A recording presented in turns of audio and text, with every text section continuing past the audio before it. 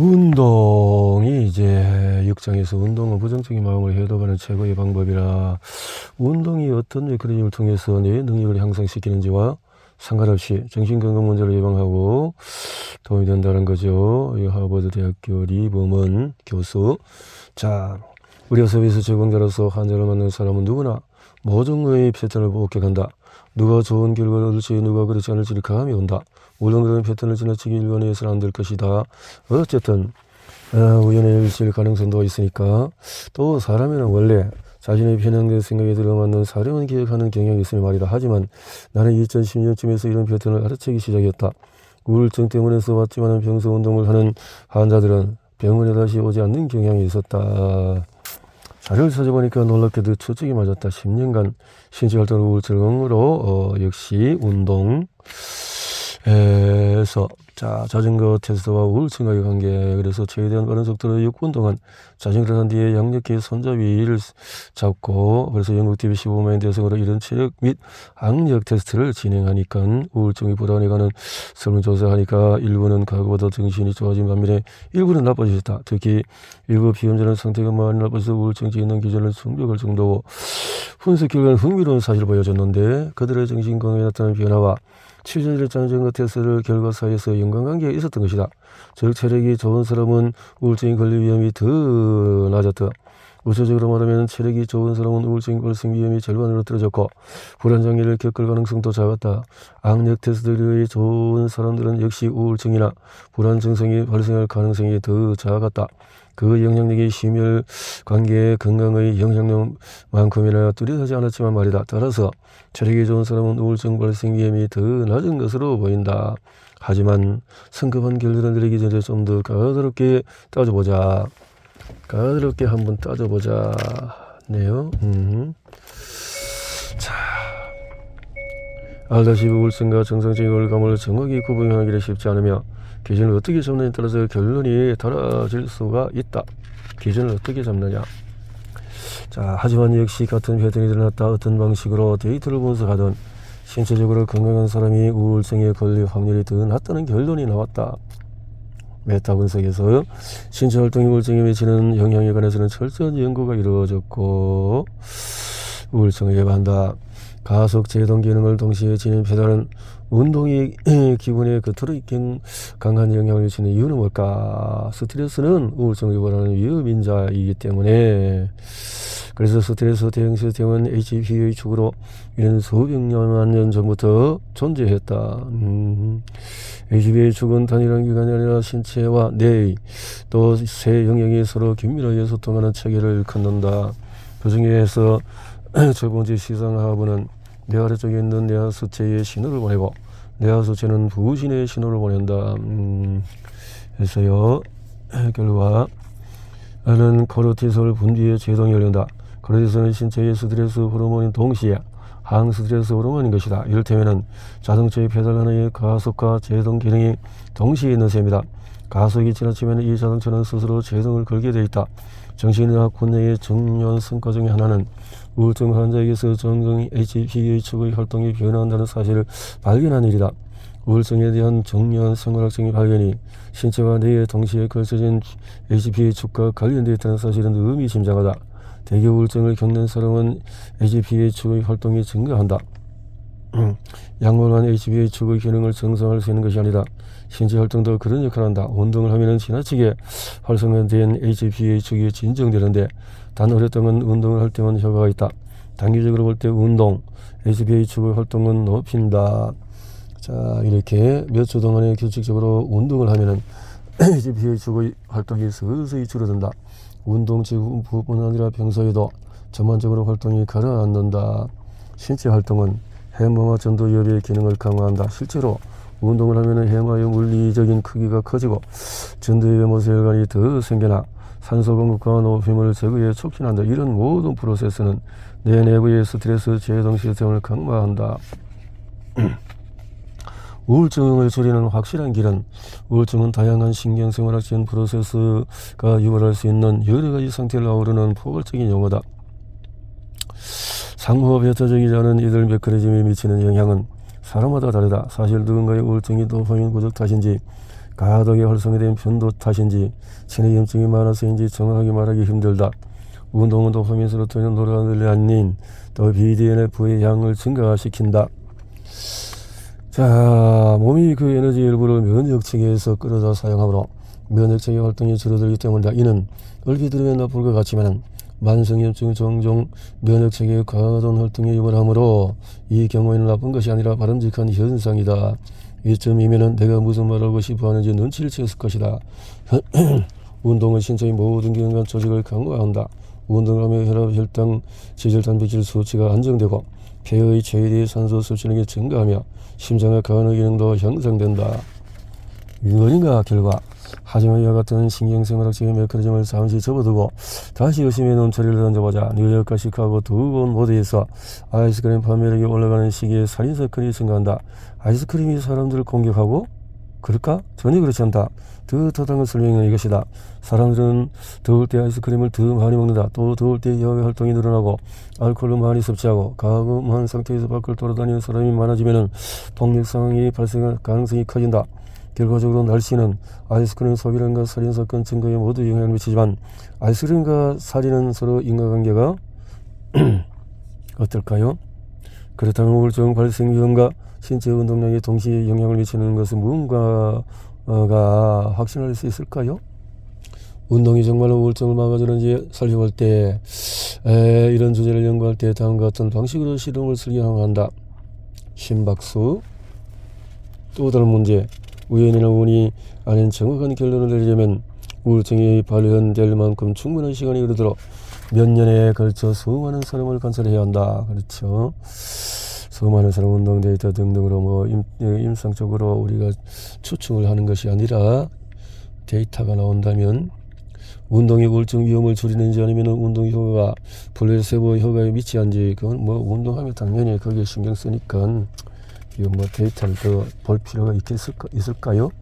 우리의 연구는 우울증 발병의 유전자가 모든 것을 결정하는 것이 아님을, 그리고 운동이 유전적으로 취약한 개인의 높은 우울증 발현 위험을 상쇄하는 힘을 지녔음을 강력하게 시사한다.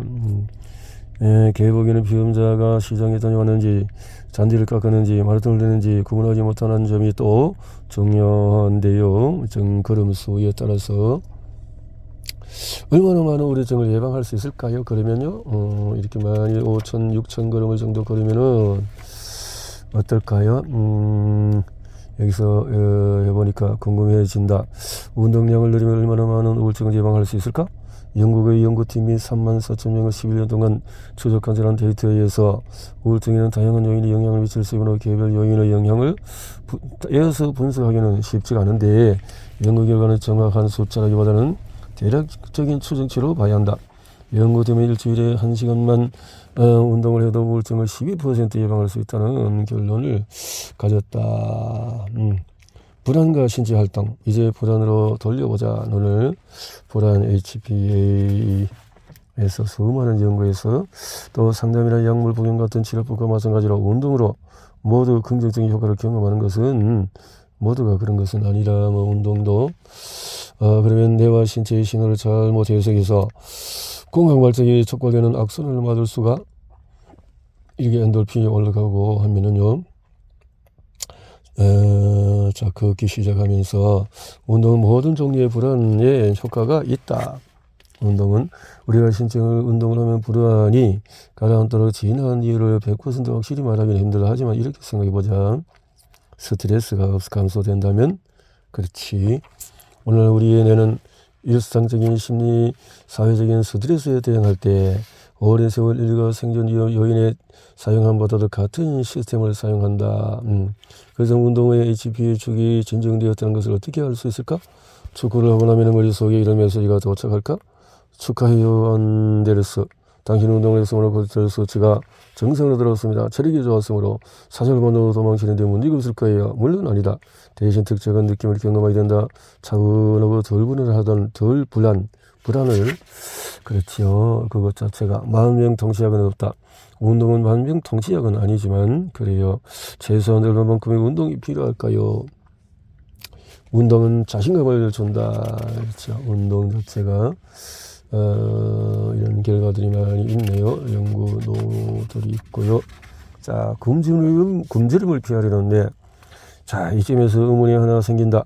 신체 활동이 자신감과 삶의 만족도를 높여준다면, 우울증을 막아주고 염증을 감소시킨다면, 무엇보다도 신체의 모든 장기를 든든하게 만들어준다면, 왜 자연은 우리에게 달리기 트랙을 외면하고 내 브렉스를 선택하고 싶어하는 충동을 심어놓았을까? 너는 자신에게 명백히 좋은 행동을 거부할까? 이 역사를 이해하려면 두 가지를 기억해야 한다. 첫째, 너의 가장 중요한 목적은 생존이다. 둘째로, 인류 역사의 대부분 기간의 굶주림은 우리의 생존에 커다란 위험 요인이었다. 오늘날에는 많은 사람이 칼로리를 언제든 원하는 만큼 얻을 수가 있다. 신체가 사용할 수 있는 에너지 양은 음식을 얼마나 먹느냐와도 관련되지만 에너지를 얼마나 소비하느냐와도 관련이 된다.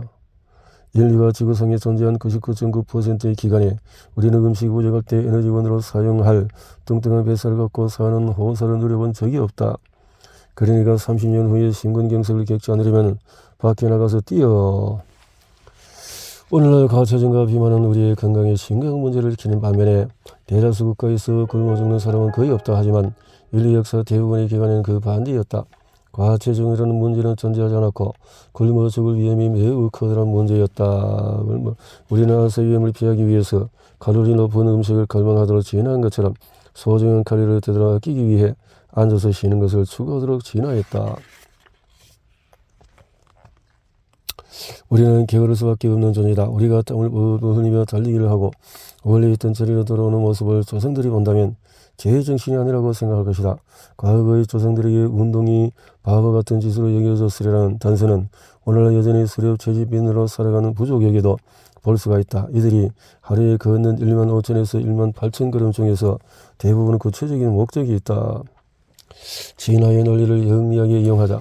최근 발표된 다양한 연구 결과는 뜻밖의 이 사실을 알려준다. 신체 활동이 기분뿐만 아니라 정신 능력도 향상시킨다는 것이다. 한 연구팀이 학생들에게 핸드폰으로 일련의 단어를 들려줬다. 이때 한 그룹은 걸으면서 단어를 들었고 다른 그룹은 의자에 앉아서 들었다. 나는 이런 결과를 처음 접했을 때 무척 놀랐다. 뇌 훈련이라고 하면 자, 이렇게 몸을 움직여서 활동하면서 새로운 환경을 파악하고 기억해야 할 감각 인상을 획득했다. 자, 만일 내가 지나해온 환경이 현재 같은 세계였다면 우리는 컴퓨터 앞에서 정신 능력을 최고로 발휘할 것이다. 하지만 컴퓨터가 생긴 것은 불과 몇십 년밖에 안 됐고 이런 내가 적응하기에는 너무 짧은 시간이다. 따라서 우리는 사냥이나 채집 같은 신체 활동이 정신 능력을 적극적으로 발휘하게 한다는 사실에서 진화의 논리를 영리하게 이용할 팁을 얻을 수가 있다. 수많은 세대에 걸쳐서 형성된 생활학적인 힘은 나를 소파에 붙어 있게 한다. 하지만 그 똑같은 생활학적인 힘이 내가 몸을 움직이면 내의 기분과 자금 능력이 향상되게도 만들어 놓았다. 나는 이 두 가지 사실을 모두 알고 있으므로 운동이 지독하게 하기 싫을 때면 소파를 선호하는 내 유전자가 주도권을 쥐게 놔두지 않겠다고 다짐한다. 조금이라도 움직여라. 인간은 똑똑한 내 덕분에 생존과 관계없는 불필요한 운동을 하지 않았다. 현대사회는 우리에게 어마어마한 편리함을 안겨준다. 전동수 거동문 앞에까지 오는 음식 배달 서비스로 우리는 몇 걸음 걷지 않고도 생활할 수가 있다. 움직이지 않는 생활 습관이 수많은 질병의 원인이 된다고 생각하면 두려움이 느껴지는가? 자, 왜 신체의 중요성을 무시할까? 불안과 우울증을 예방하는데 신체 활동이 중요하다는 사실을 알고 깜짝 놀랐는가? 당신만 그런 것이 아니다.